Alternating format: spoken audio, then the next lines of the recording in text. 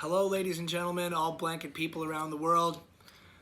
My name is Matt Cross, and I'm here with my mother. Hello, Mother. Say hi. Good morning, Matt. Good morning. We've just woken up. And today we are going to do Matt Cross's mom unboxes a blanket. So, let me see. I've got my notes here. So that's the intro. So, Mother, what's your expertise with these wool blankets so far? Well, actually, I wasn't very aware of blankets, although I do remember when I lived in Newfoundland, Canada for a number of years, that there were many Hudson Bay blankets there. And some even made into lovely parka coats with great big hoods and fox fur around the edge of the hood. But I never really had any expertise other than just noticing them in fashion-wise. Fashion. High fashion. Then Matthew took an interest in Hudson Bay blankets, called point blankets, I believe. And he learned a lot about them from a very special book that he purchased from someone he considers a dear friend at this point. Harold. Yeah, Harold. I think it's Tykkenor, or maybe it's Tickenor. But he can correct me now that I've finally said his name out loud. So you were saying, yes, I learned some from Harold. So I learned about the points or the lines on the blanket indicating the size of the blanket, and also the labeling and some history of the blankets. Do you remember the animal that the points were originally meant to represent the pelt of? I forget. It's beaver pelts. Oh, beaver so pelts. So a Correct. 3.5 point blanket would be worth 3.5 beaver pelts. So these blankets were like currency. And they were like lifesavers to help you if you fell through the ice. In Canada, they were everything to these people. They were family heirlooms. Now when there's when somebody's passed away in the First Nations community, often the gifting of the blankets onto the next generation is one of the most important parts of the process, and they're one of the final things to be given away.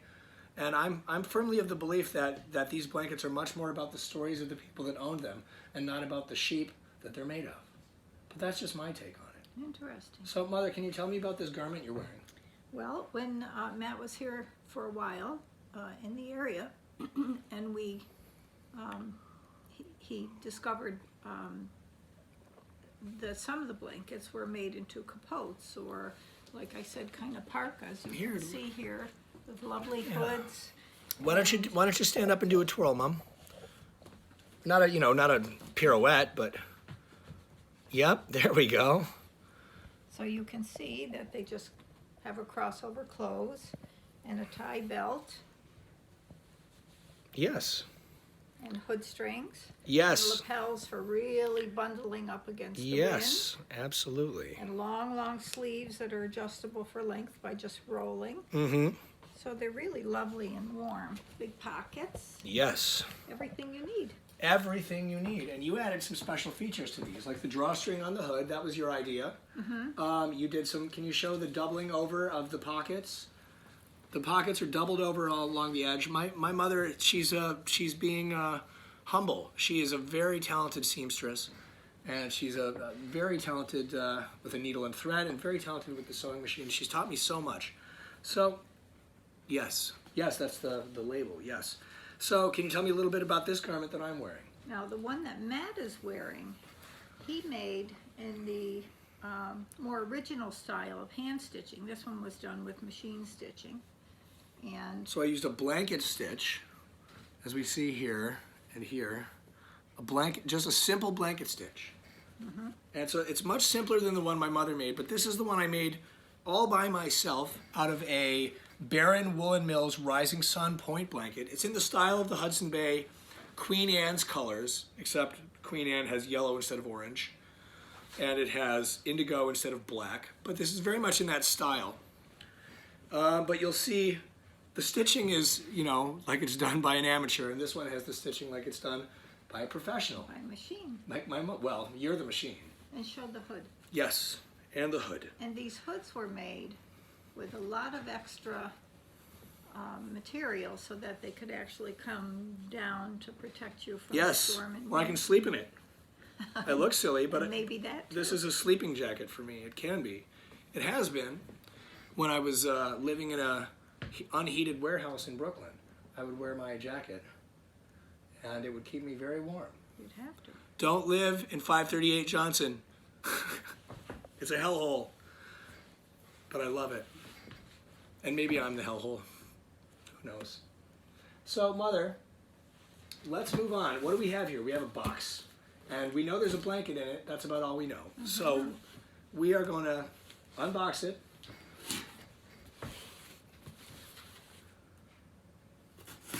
Ooh, be careful, please. Mm-hmm. I need those hands for many years. This is on the outside. I'm concerned about your hands, Mother dear, not yours. That's it. My hands are fine.